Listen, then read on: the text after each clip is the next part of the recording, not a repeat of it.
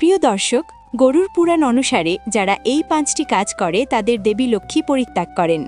যারা এই কাজ করে তাদের দায়িত্বজ্ঞানহীন এবং অলস বলে মনে করা হয়। অতএব তারা কোনো পদ অর্জন করতে বা সম্পদ অর্জন করতে অক্ষম।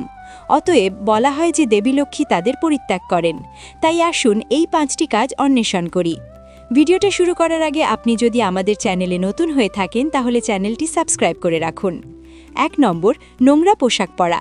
দেবী লক্ষ্মী নোংরা পোশাক পরা ব্যক্তিদের পরিত্যাগ করেন।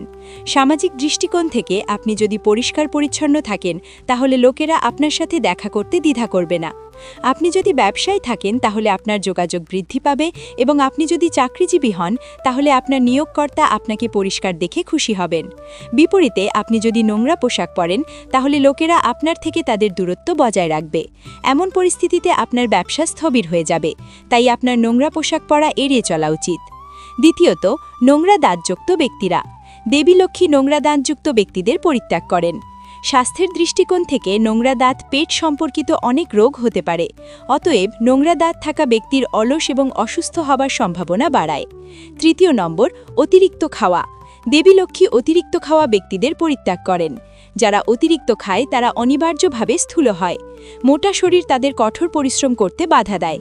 মোটা শরীর মানুষকে আরও অলস করে তোলে। দেবী লক্ষ্মী এই ধরনের মানুষের আশেপাশে থাকতে পছন্দ করেন না। দেবী লক্ষ্মী তাদের সাথে থাকতে পছন্দ করেন যারা নিজের কঠোর পরিশ্রমের মাধ্যমে উন্নতি করতে সক্ষম। তাই বলা হয় যে দেবী লক্ষ্মী তাদের পরিত্যাগ করেন যারা অতিরিক্ত খায়। 4 নম্বরে, কঠোর কথা বলা। দেবী লক্ষ্মী তাদের সাথে থাকেন না যারা অন্যদের সাথে কঠোর আচরণ করেন। দেবী লক্ষ্মী তাদেরও পরিত্যাগ করেন যারা ছোটখাটো বিষয়ে অন্যদের ওপর চিৎকার করে এবং অশ্লীল ভাষা ব্যবহার করে। যারা তাদের পরিচিতজন বা ভৃত্যদের সাথে এইভাবে আচরণ করে তাদের স্বভাব খুবই কঠোর। দেবী লক্ষ্মী তাদের পরিত্যাগ করেন যারা নিষ্ঠুর বা কঠোর।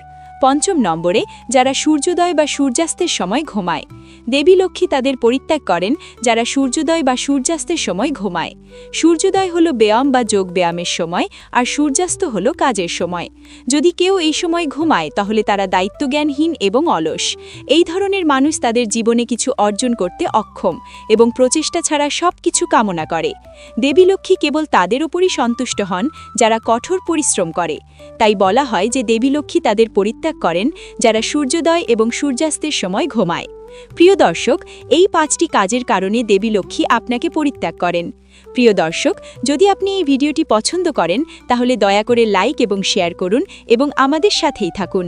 আরেকবার কমেন্ট করুন, জয় মা লক্ষ্মী। শীঘ্রই আরেকটি ভিডিও নিয়ে দেখা হবে। ততক্ষণের জন্য বিদায়।